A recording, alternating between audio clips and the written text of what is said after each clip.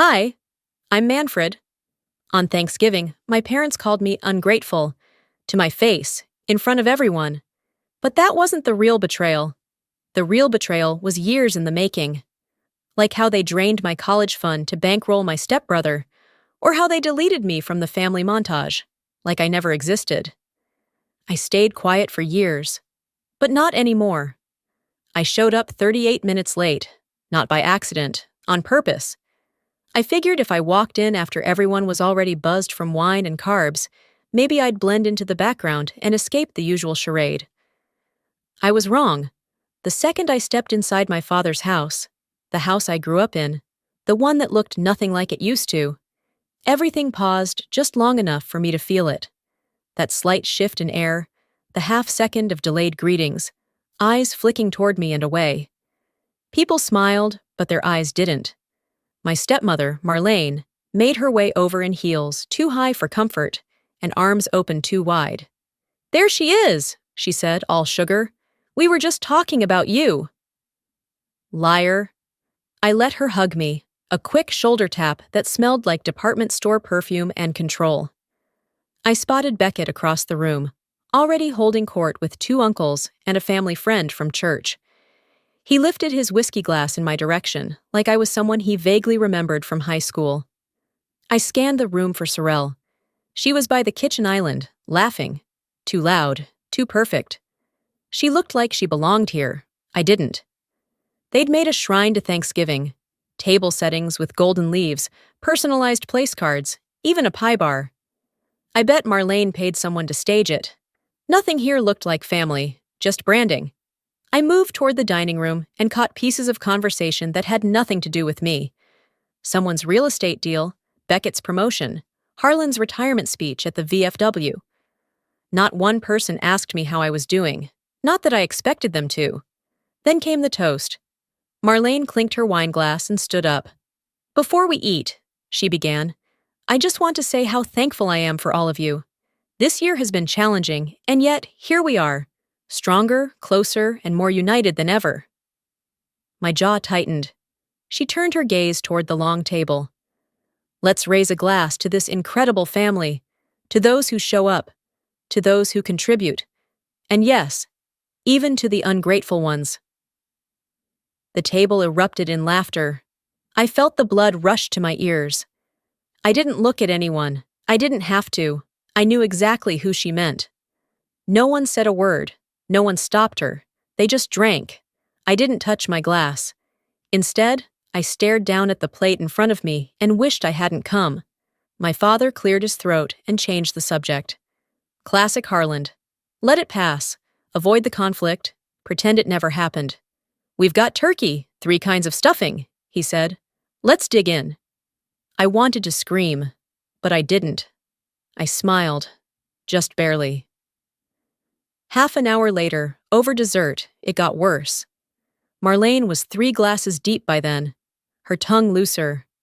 "You know," she said to no one in particular, "Maddie's probably at home with her books and her cats when she's not lawyering.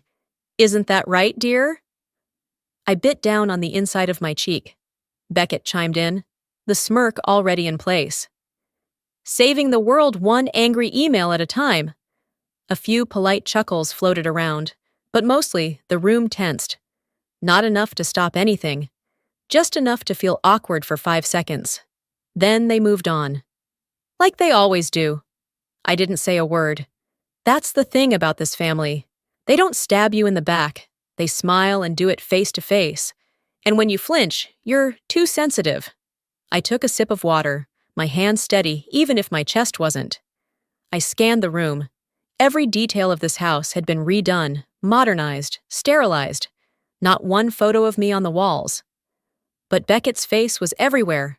Graduations, vacations, a ribbon-cutting ceremony. His success was the family's pride. Mine was an inconvenience. I knew better than to speak up.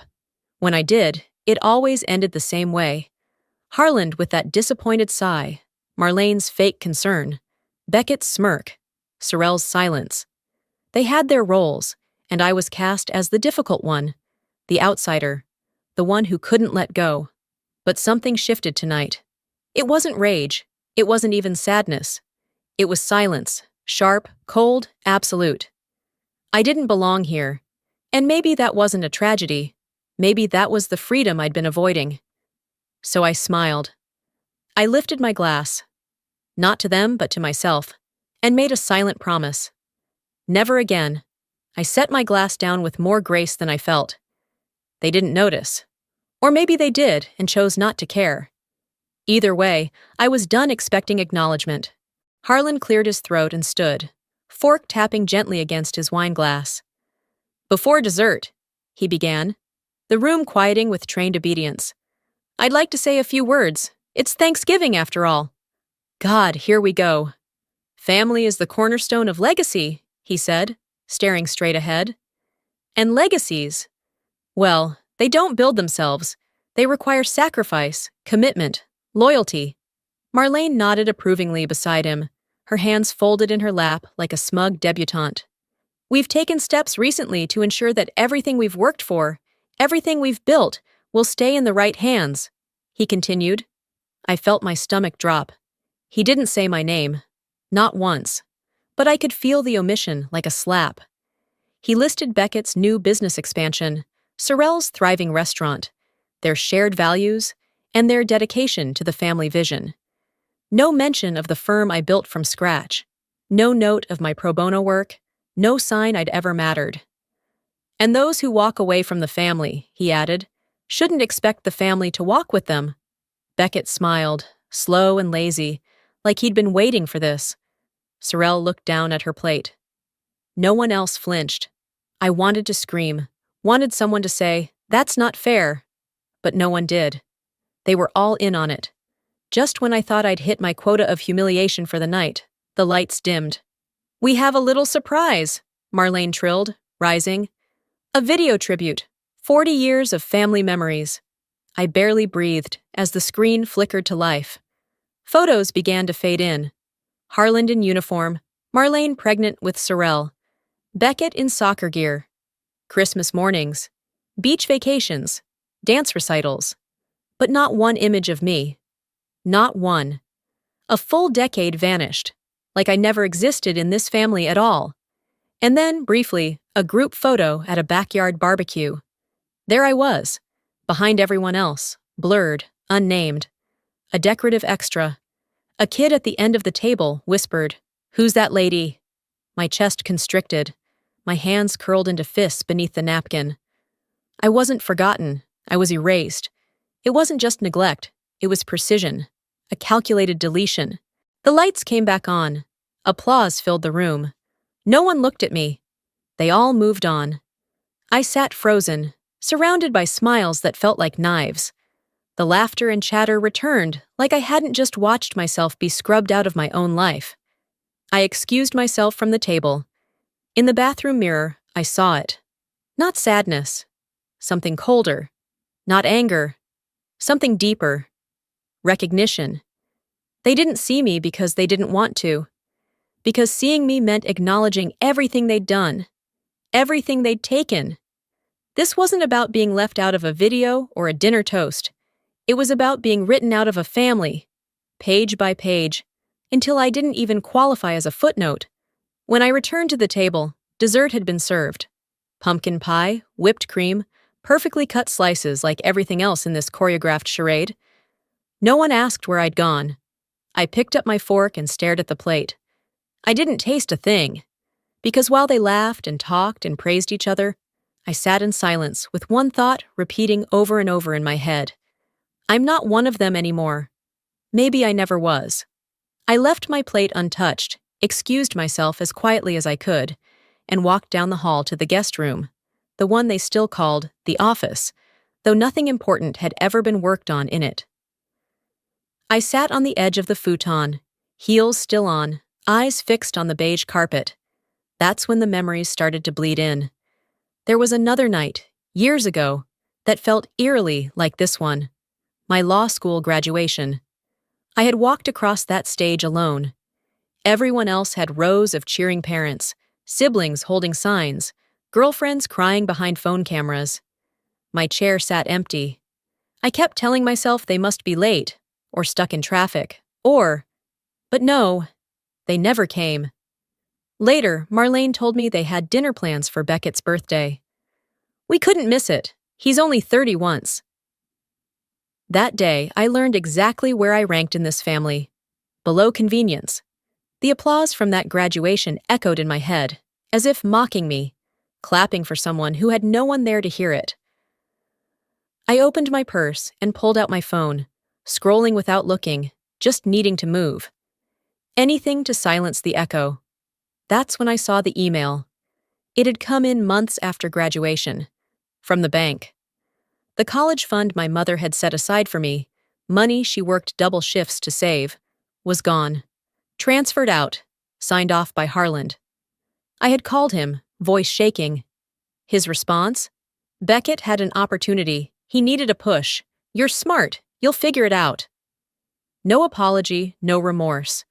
Just the same dismissive tone he used when I scraped my knee as a kid, and he told me to walk it off. When I told Marlene, she shrugged. What's done is done, sweetheart. Dwelling won't bring the money back. I ended up taking out private loans and working 2 jobs my first year. I kept the emails, the statements, the proof. Not for revenge, at least not back then, but because some part of me needed confirmation that it wasn't all in my head, that it happened, that I wasn't crazy. But I let it go. I convinced myself they made a tough decision for the family. I swallowed the betrayal and buried the rage. Now I saw it clearly. It wasn't one betrayal, it was a pattern. And I had been taught to stay silent so long, I forgot what it felt like to call something what it was. The truth? They stole from me. Not just money, not just a seat at the table.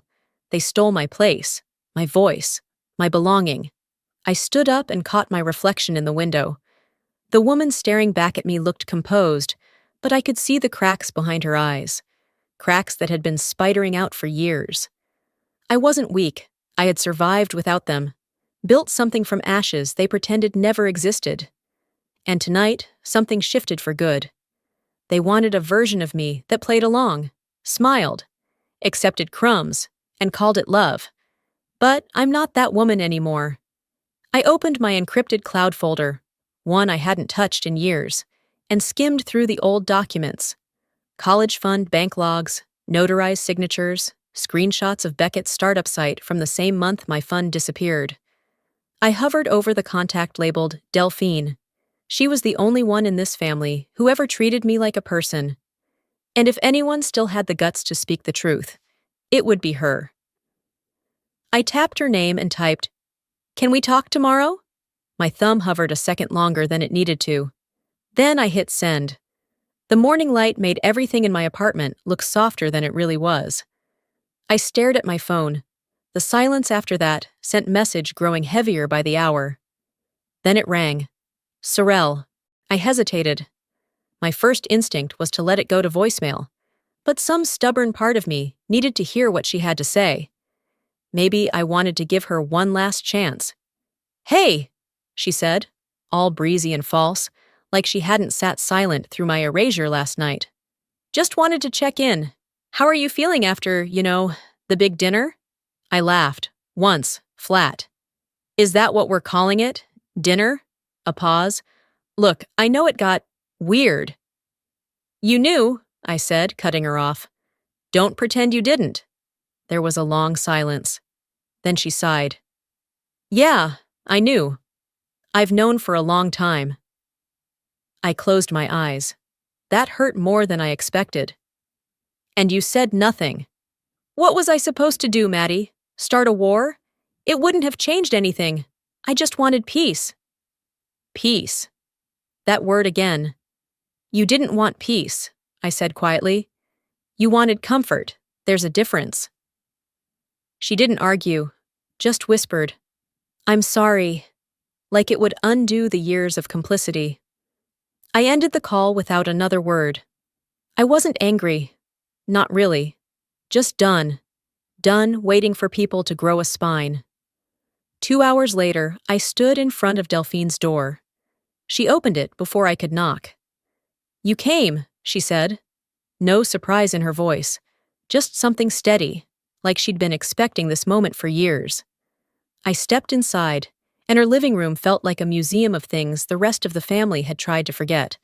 Old photos, dusty books, a framed letter in my mother's handwriting. Delphine didn't waste time. "I kept everything," she said, walking to a wooden box beside the bookshelf. "Because I knew one day you'd come looking for the truth." She handed me a folder. Inside, bank transfer receipts, dated 2 weeks before Beckett's launch. Signatures, account numbers, legal documents, and then my mother's original will. It was right there, clear as daylight. The fund was meant exclusively for my education, not to be touched under any circumstance. I felt the room tilt slightly. "And this?" I asked, holding up a yellowed sheet of lined paper. "Notes," she said. "I wrote them down after conversations with your father, when he started rewriting history." "You never said anything." "You weren't ready," she said, her voice steady. "But now I think you are." I didn't cry. I thought I might. But all I felt was something settling, like truth had weight, and it had just landed in my hands. Back home, I laid everything out on the kitchen table, scanned every page, matched signatures, checked dates. There was no more room for doubt. This wasn't neglect. This was deliberate. They didn't forget me. They removed me. One decision, one story, one erasure at a time. I opened my laptop, pulled up my legal notes, and began building a timeline. Not out of revenge, but to remember. To put the story back together the way it really happened. They wanted peace. I wanted the truth. And for the first time in years, I felt steady. No anxiety, no spiraling, just direction. I didn't know what would come next, but I knew one thing for sure. Whatever happened, I'd be the one writing it. 2 mornings later, a courier envelope slid under my apartment door. No knock, no warning. Just silence and pressure, neatly packaged. Inside was a letter from Marlene's legal assistant. The language was polished, professional, like someone trying too hard to sound polite while handing you a knife. In the interest of maintaining harmony, it read, Ms.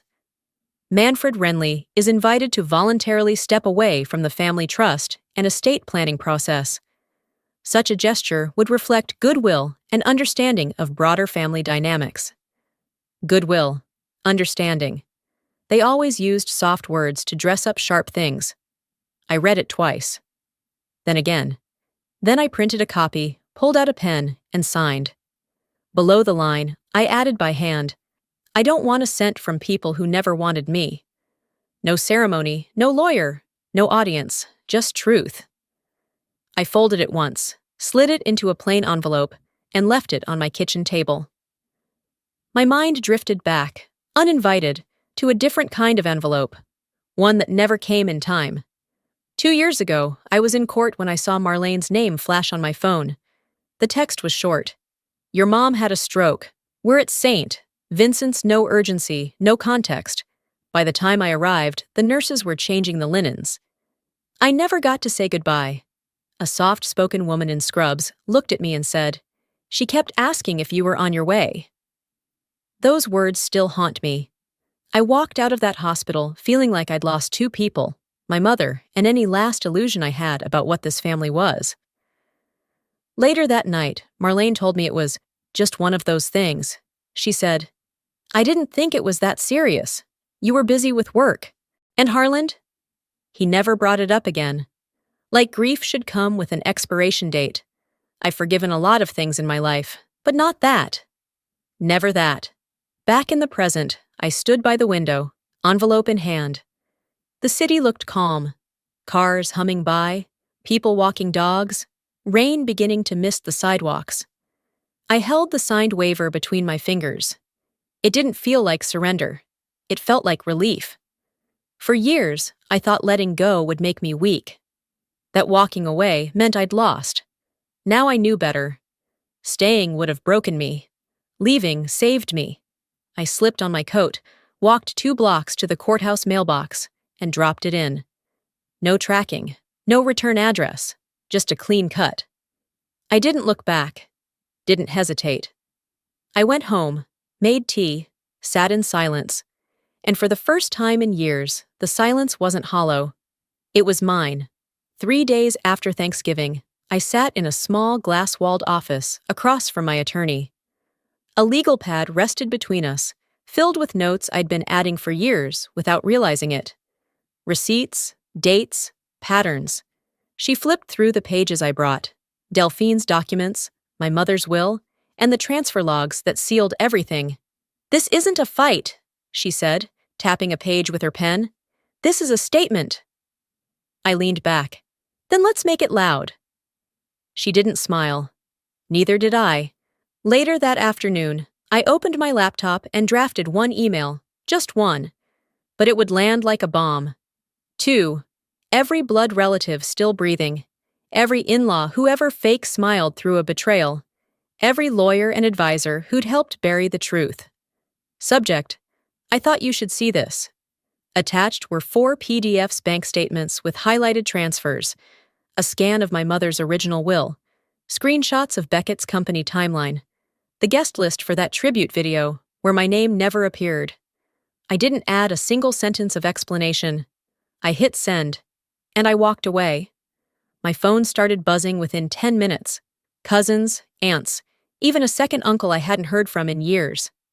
"Is this real? Why didn't you say something sooner?" I always had a feeling.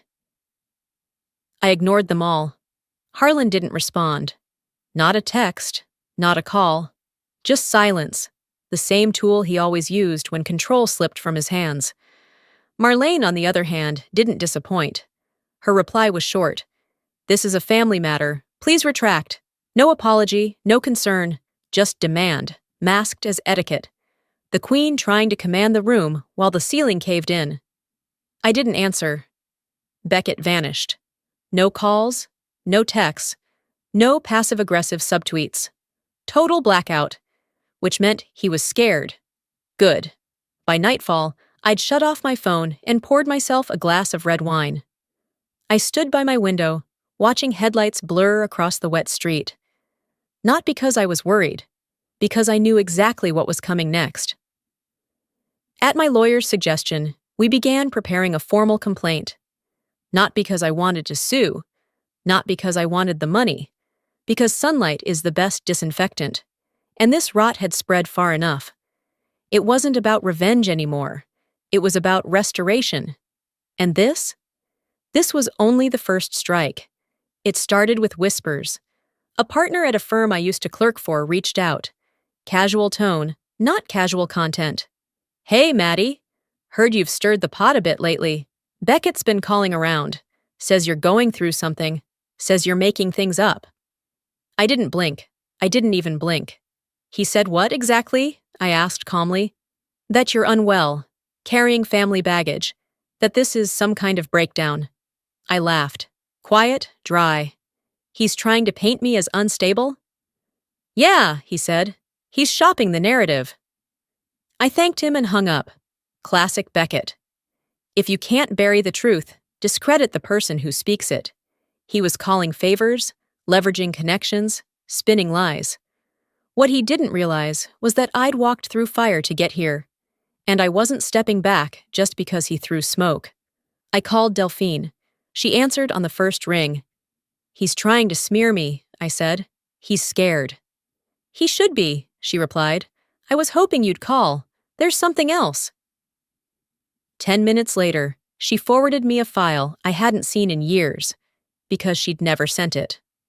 It was a scan of a formal HR complaint from my first job out of law school. I had forgotten about it, or maybe I'd forced myself to. Back then, I thought it was paranoia.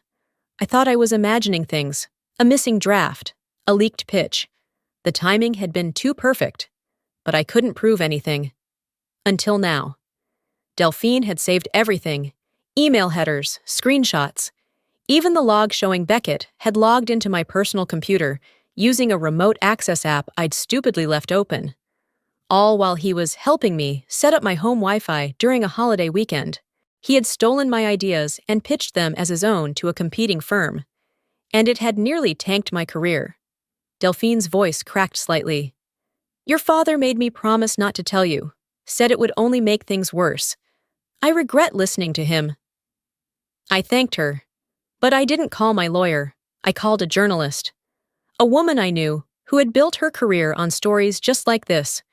Truth wrapped in betrayal. Scandal sitting beneath silk ties and trust funds. She didn't ask for proof. She just said, send everything. By morning, the headline was already making its rounds. Finance exec accused of corporate theft. Source alleges family cover-up. Within hours, Beckett's firm went into panic mode. Clients started pulling contracts. His face vanished from the company website. His Instagram went private. Harlan tried calling. Twice. I let it ring. Marlene left a voicemail that was so on-brand, I almost laughed. You've humiliated us. I hope you're happy.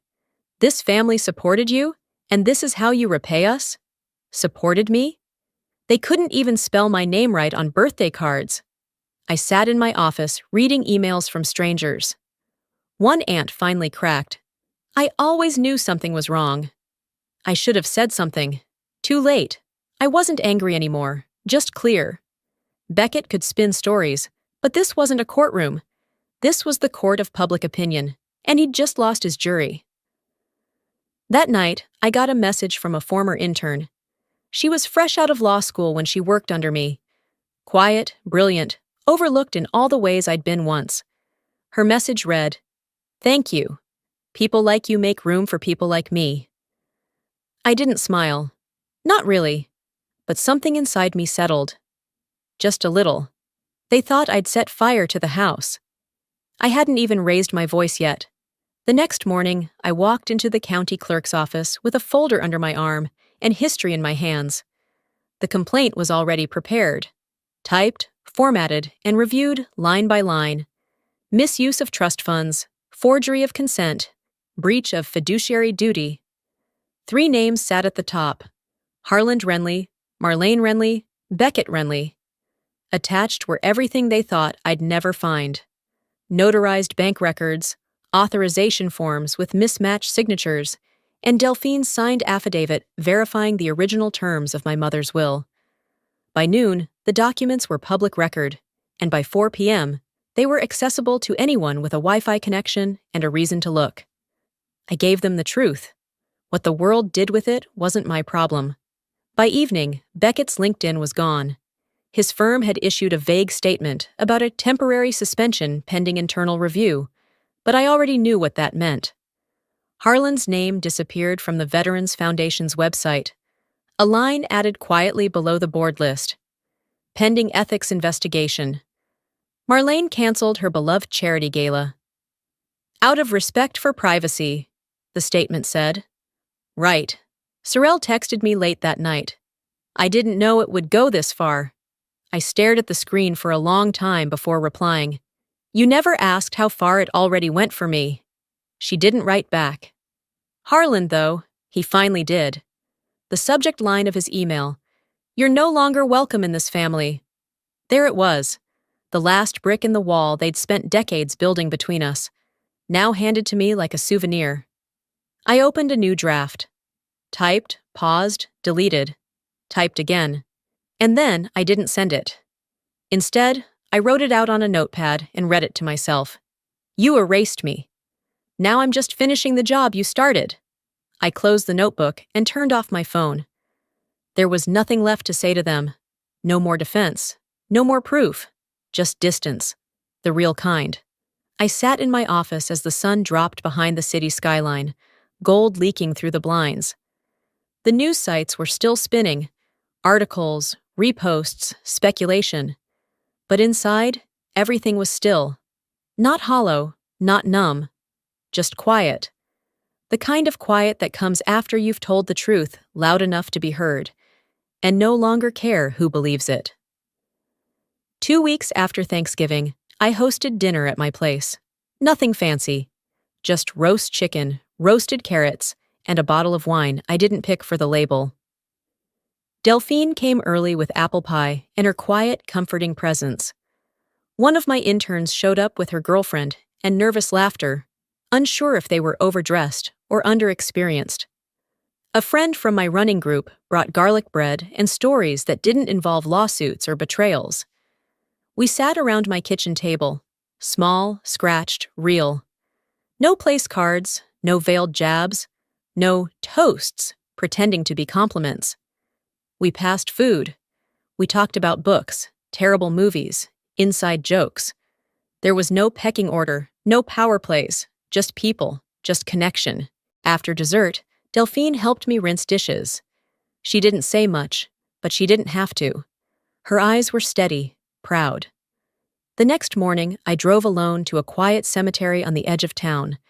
I brought no flowers, just a letter. I sat at my mother's grave and read it aloud, even though I wasn't sure I believed in any version of the afterlife. I did it, Mom. I kept my spine. I kept your name clean. I'm not in their house anymore. I'm not under their thumb. The wind moved the leaves around my boots. I folded the letter and tucked it beneath the stone vase, weighted with a small rock. I didn't cry. I just breathed. And then I left. Later that afternoon, my phone buzzed with a voicemail. I didn't need to listen. I saw the name before I deleted it. Marlene. I pressed play anyway, just long enough to catch the tone. You got what you wanted. We lost everything. I hope you're proud. I stopped it. Deleted it. That wasn't pride she heard in my silence. It was peace. They thought I wanted to take something from them. But the truth was simpler. I just needed to get myself back. That night, I sat in bed with a cup of tea and a quiet house. I looked around at the space I'd built. Not perfect, not pristine, but mine. I thought about everything they took, and then everything I reclaimed. Some of the wounds would never heal clean. That's not how it works. But they didn't have to. I didn't need closure to move forward. I just needed clarity. I wouldn't fill the empty places with people who only showed up to take. I chose solitude over illusion, truth over tolerance, peace over pretending. I chose me. They called me ungrateful, but I'm more grateful than ever. Grateful that I finally walked away. Sometimes, walking away isn't weakness, it's wisdom. I spent years trying to earn a place at a table that was never built for me. Tried to prove my worth to people who had already decided who I was. But here's what I've learned. Peace is not given. You create it. Family isn't about blood, it's about respect, truth, and safety. And healing doesn't always mean reconciliation. Sometimes it just means release. If you're carrying weight that doesn't belong to you, let this be your permission to set it down. You're allowed to protect your peace. You're allowed to rewrite your own story. And you don't need anyone's approval to start. So now I'll turn it to you. Have you ever had to walk away from a version of family to find yourself? Do you believe silence keeps peace, or just prolongs harm? If this story hit close to home, or helped you see something more clearly, drop a 1 in the comments, or let me know where you're watching from. If you didn't connect with it, that's okay too. Tell me why. I read everything. And if you're still here, still listening, don't forget to hit subscribe for more stories that speak truth, stir hearts, and remind us we're not alone. Until next time, take care of yourself like someone you love.